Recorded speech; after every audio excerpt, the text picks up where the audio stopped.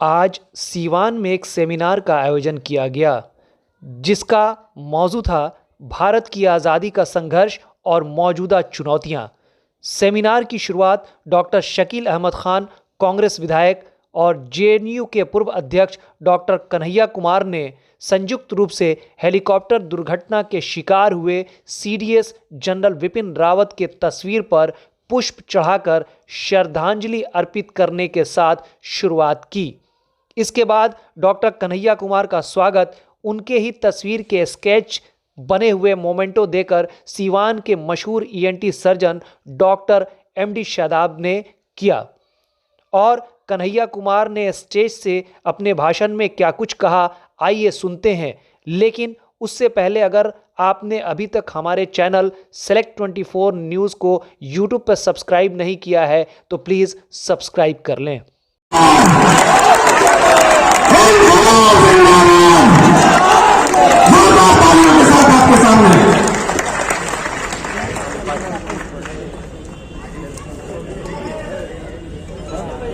मेरी आवाज जहां तक पहुंच रही है, आप तमाम आदरणीय बुजुर्गों का, नौजवान दोस्तों का, माताओं बहनों का, दुकानदार साथियों का, ठेला रिक्शा चलाने वाले, टेम्पू चलाने वाले, बस ट्रक चलाने वाले, मेहनत मजदूरी करके, नौकरी करके, बिजनेस करके अपने परिवार का भरण पोषण करने वाले आप तमाम मेहनत कश आवाम का मैं क्रांतिकारी इस्तकबाल करता हूं। आपका हार्दिक अभिनंदन। दोस्तों, औपचारिकता ऑलरेडी बहुत हो गई है, तो मैं बिना किसी औपचारिकता के सम्मानित मंच को आभार व्यक्त करते हुए इस सेमिनार की अध्यक्षता कर रहे अध्यक्ष मंडल के साथियों को शुक्रिया अदा करते हुए कि आपने मुझे तीसरी बार सिवान आने का अवसर प्रदान किया है।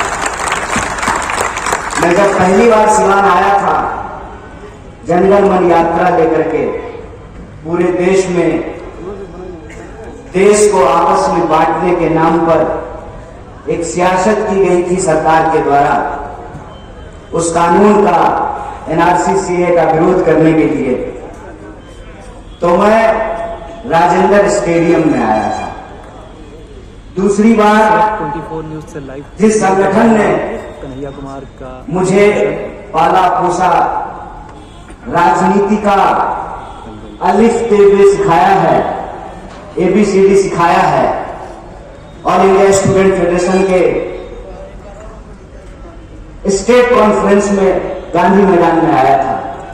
नाम पे गौर कीजिएगा, पहली बार राजेंद्र स्टेडियम में, दूसरी बार गांधी मैदान में और तीसरी बार मौलाना मजबूर हक कॉलोनी से होते हुए बस स्टैंड में। कि आजादी यूं ही नहीं मिलती है, आजादी लीज पे नहीं है, आजादी भीख में नहीं है, भीख में पुरस्कार मिलता है, आजादी नहीं मिलती है। चापलूसी करने से पद मिलता है, अधिकार नहीं मिलता है। तो संविधान नहीं लिखा जा सकता है। आज की परिस्थिति होती तो जो लोग संवैधानिक बात करने वाले लोग हैं, जो सही को सही और गलत को गलत कहने वाले लोग हैं, आप यूएपीए लगा करके उनको जेलों में भर दिए होते।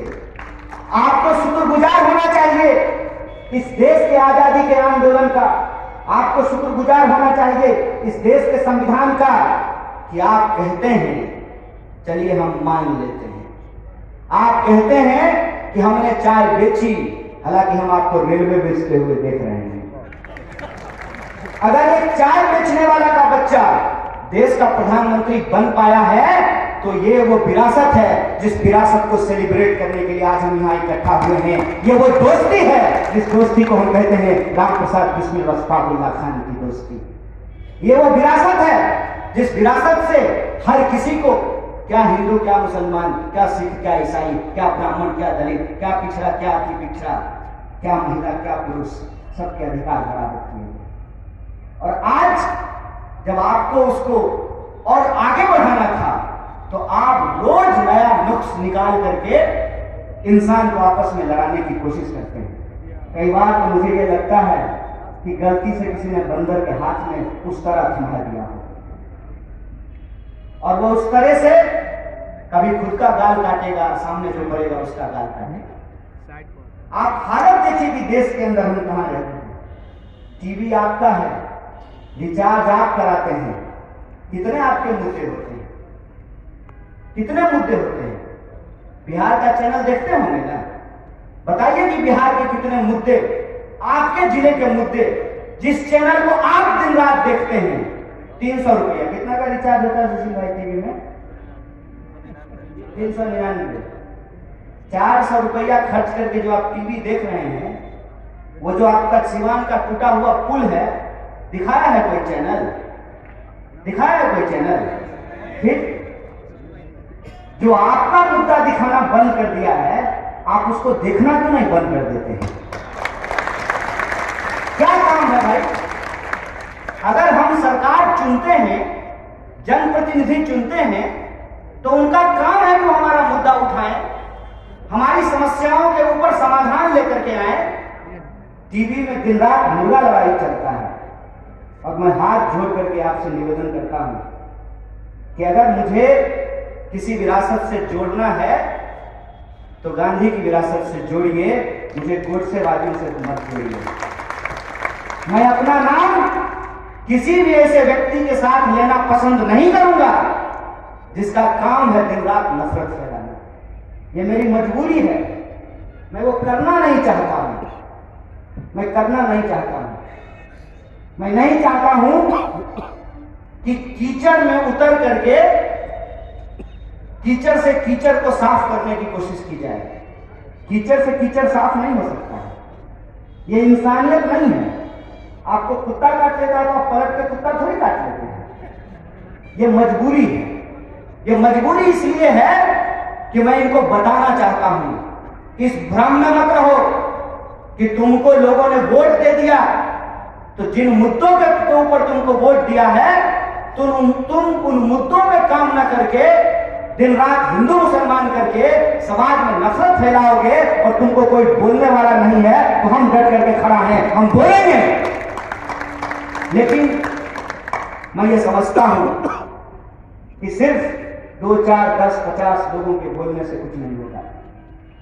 और हमारे बिहार के साथियों से, जैसा कि सुशील भाई ने कहा कि हम हर गांव, हर गली, हर चौराहा, हर नुक्कड़, हर शहर, हर बस्ती जाना चाहते हैं। हम बिहार के लोगों से बात करना चाहते हैं, संवाद करना चाहते हैं। इसीलिए आज हम लोग कोई पॉलिटिकल रैली नहीं कर रहे हैं, हम सेमिनार कर रहे हैं, हम बात करना चाहते हैं। और हम अपने बिहार के लोगों को ये याद दिलाना चाहते हैं, साहब क्या कमाल की धरती है ये। सिद्धार्थ चल करके आए यहां, इस धरती ने उनको महात्मा बुद्ध बना दिया। क्या धरती है। मोहनदास करमचंद आए थे, चंपारण की धरती ने उनको गांधी बना दिया। ये बिहार के लोग हैं। बिहार जब तक उठ करके नहीं खड़ा होगा, इस बेकाबू बैल को लगाम नहीं लगाया जा सकता है। इस बेकाबू बैल को लगाम लगाने के लिए बिहार के लोगों को यह स्मरण करने की जरूरत है कि हमारी गौरवशाली परंपरा क्या है। हमारी गौरवशाली परंपरा यह है कि घमंड हो गया था नंद वंश के राजाओं को, जनता के ऊपर जुल्म कर रहे थे। एक चरवाहे को चाणक्य ने सबसे बड़ा सम्राट बना दिया था। हम उस धरती से आते हैं जो अशोक की राजधानी है। हम उस भूमि से आते हैं जो ज्ञान की भूमि है, जहां नालंदा विश्वविद्यालय का निर्माण है। हम उस तप की भूमि से आते हैं जहां एक से एक सन्यासी पैदा हुए, जहां महावीर हुए। हम उस भूमि से आते हैं कि इस देश को जब भी जरूरत हुई है, सन 57 की उस लड़ाई में वीर कुंवर सिंह ने अपना हाथ काट करके नदी में प्रवाहित कर दिया था।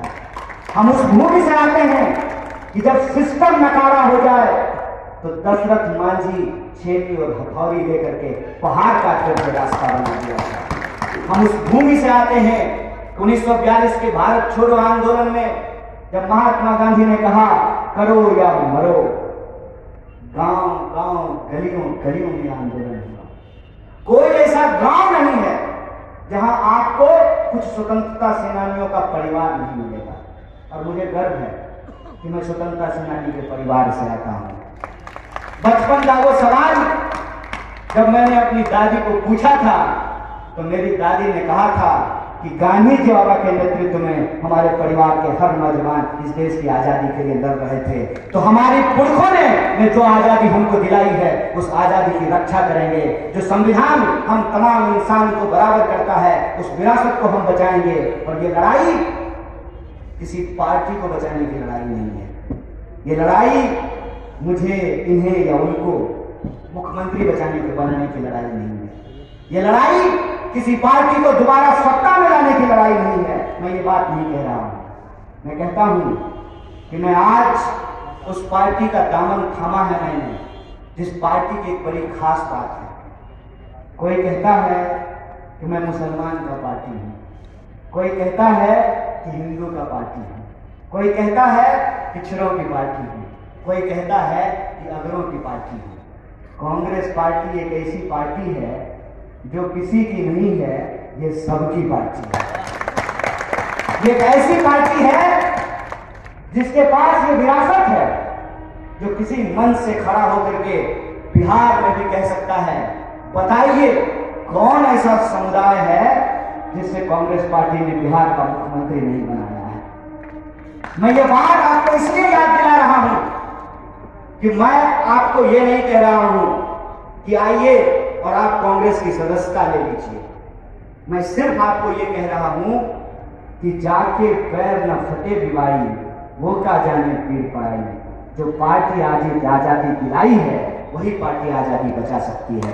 जिस पार्टी के नेताओं ने हंसते हंसते फांसी के फंदे को चूमा है उसकी विरासत को आज हमको बचाने की जरूरत इसलिए है कि हमारे आने वाली पीढ़ी का सवाल ये नहीं है कि हमारी इबादत का तरीका क्या होगा, हमारे आने वाली पीढ़ी का सवाल ये नहीं है कि हमारी पूजा पद्धति क्या होगी।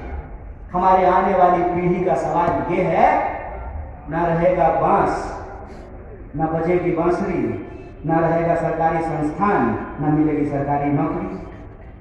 हमारी पीढ़ी का सवाल ये है कि 45 साल में इस आंकड़े को याद रखिएगा, विपक्ष अगर एक झूठ बोले तो सीधा जेल जाता है। सत्ता पर बैठे लोगों का राज है, जो मुंह में आता है बकता है। 45 साल में पहली बार देश में सबसे ज्यादा बेरोजगारी है। आपको सुन करके आश्चर्य नहीं होता है जब आप बड़े बड़े पोस्टरों पे लिखा हुआ देखते हैं अब की बार 300 पार। नारा नहीं है, धमकी है। एक दो बार और भाजपा को जिता दीजिएगा ना तो पेट्रोल 300 रुपए खरीदिएगा। इस बात को याद रखिए। वो अपना सीट नहीं बता रहे हैं, पेट्रोल डीजल का भविष्य का दाम बता रहे हैं। अब की बार 300 पार। इस बात को समझिए कि आपके निजी जीवन में आप किन समस्याओं से परेशान हो रहे हैं। मैं अपने साथी के घर पे गया, बीचों बीच बाजार में दिन में मच्छर जो है ना हिंदी का गाना गुनगुना रहा था। आपके आ जाने से कोई ऐसा गली मोहल्ला नहीं है जिसके नाली के ऊपर ढक्कन है। कोई ऐसा गली मोहल्ला नहीं है जहां जाकर के अगर आपको मन में ये ख्याल आए कि सपोज करो कि कभी भूकंप आ जाए तो फायर ब्रिगेड की गाड़ी नहीं घुस सकती, एम्बुलेंस नहीं घुस सकता। यहाँ डॉक्टर साहब लोग बैठे हुए हैं। अभी कोरोना की स्थिति में हमने देखा है कि क्या हुआ है। सरकार का एक भी हेल्पलाइन नंबर काम नहीं कर रहा था, एक भी हेल्पलाइन नंबर काम नहीं कर रहा। फिर किस लिए सरकार है, किस लिए हम जनप्रतिनिधियों का चुनाव करते हैं? आप सोच करके बताइए कि मैं जो कह रहा हूं कि हमारे आने वाली पीढ़ी का सवाल यह है कि अगर एयर इंडिया नहीं बचेगा तो सिंधिया जी क्या करेंगे, ढोलक बजाएंगे? क्या करेंगे आप विमान मंत्री लेकर के जब विमान ही नहीं बचेगा? क्या करेंगे आप जब रेलवे ही नहीं बचेगा तो रेल मंत्री क्या करेंगे? सब कुछ ये अपने दोस्तों के हाथ में दे देना चाहते हैं। नारा लगाते हैं देश का और राष्ट्र की संपत्ति देते हैं दोस्त को। ये कैसा राष्ट्रवाद है भाई? क्या आप राष्ट्रीय संपत्ति बेच रहे हैं? कोई इनसे सवाल क्यों नहीं पूछता है? क्या आप देश का नाम लेते हैं तो देश की संपत्ति क्यों बेच रहे हैं? तो सरकार की तरफ से, सरकार नहीं कहती है, ऐसे ही आजकल तो 300 रुपया में रिचार्ज नहीं होता है। खाली मोबाइल रिचार्ज पे दिन भर जो व्हाट्सएप मैसेज भेजते रहता है ना, पहले मैसेज भेजेगा फटाफट 100 लोगों को भेजिए, 10 लोगों को भेजिए, मनोकामना पूर्ण हो जाएगा। अगला ही बार ऐसा मैसेज आएगा कि इंसान को इंसान आपस में बांट दे। इतिहास का ऐसा ज्ञान जो इतिहास है ही नहीं, झूठ का कचरा है, उनका तर्क ये आता है घाटे में चल रही थी, घाटे में चल रही थी तो क्या मुनाफा कमाने के लिए बनाया है सरकार? अगर मुनाफा कमाने के लिए आप मुख्यमंत्री और प्रधानमंत्री चुनते हैं तो फिर ये लोग क्यों सीधे अंबानी और अदानी को मुख्यमंत्री और प्रधानमंत्री ना बना दिया जाए? सरकारी संस्थान सिर्फ मुनाफा कमाने के लिए नहीं होता है। सरकारी संस्थान सरकार होने का जो मतलब है, जो उद्देश्य है, उसको पूरा करने के लिए होता है। अब सोच करके हमको बताइए, रेलवे नहीं होगा तो रिजर्वेशन कहाँ होगा? और रिजर्वेशन क्यों होना चाहिए? जब एफर्मेटिव एक्शन नहीं होगा तो सरकार क्यों होना चाहिए? सरकार अगर हमको ट्रांसपोर्ट की फैसिलिटी नहीं देगी, हेल्थ की फैसिलिटी नहीं देगी, सड़क की फैसिलिटी नहीं देगी, सिक्योरिटी नहीं देगी, तो सरकार को हम टैक्स क्यों देंगे? हम ये नहीं कह रहे हैं कि प्राइवेट सेक्टर नहीं होना चाहिए। प्राइवेट सेक्टर इस देश में था, है और रहेगा, क्योंकि हमारी देश की जरूरतें इतनी ज्यादा हैं, हमारी आबादी इतनी ज्यादा है कि प्राइवेट सेक्टर रहेगा। लेकिन अनुभव क्या कहता है? अनुभव तो ये कहता है ना कि अगर पटना यूनिवर्सिटी नहीं ठीक से काम करेगा तो प्राइवेट इंजीनियरिंग कॉलेज भी नहीं पढ़ाएगा, आपसे 10 लाख रुपया ले लेगा, लेकिन आपके बेटे को प्रधानमंत्री की तरह A+B का होल स्क्वायर नहीं पता होगा। आपका बेटा भी हो सकता है देश का प्रधानमंत्री बन जाए, लेकिन इंजीनियर तो नहीं बन पाएगा। यह शिक्षा की हालत कर दी गई है।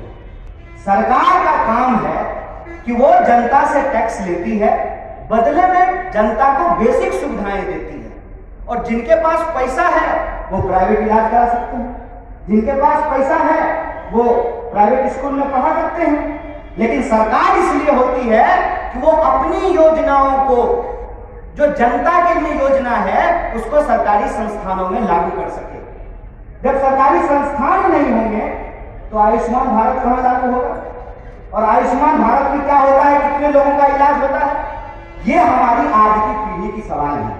इस सवाल को गुमराह करने के लिए देश की जनता के जो बुनियादी मुद्दे हैं, रोजी रोटी, कपड़ा, मकान, शिक्षा, स्वास्थ्य, सड़क, बिजली, पानी, इसको गुमराह करने के लिए इंसान को इंसान से बांटा जा रहा है, इंसान को इंसान से लड़ाया जा रहा है। तो मैं आपको एक बात याद दिलाना चाहता हूं, यह देश सबका था, सबका है और सबका रहेगा। इसके लिए हमको एकजुट रहने की जरूरत है। किसी भी पहचान के आधार पर अगर कोई राजनीति हमको बांटेगी तो हम नहीं बटेंगे, और एक साथ हम राम प्रसाद बिस्मिल और अशफाकुल्लाह खान की विरासत की रक्षा करेंगे। इसी आशा और विश्वास के साथ आप तमाम लोगों को शुक्रिया अदा करते हुए धन्यवाद देते हुए बात खत्म करूंगा। शुक्रिया। इंकलाब जिंदाबाद। जय हिंद, जय भारत, जय बिहार। राष्ट्रगान के लिए आप सब लोग खड़े हो जाएंगे। जनगण मंगलदायक जय हे भारत भाग्य विधाता।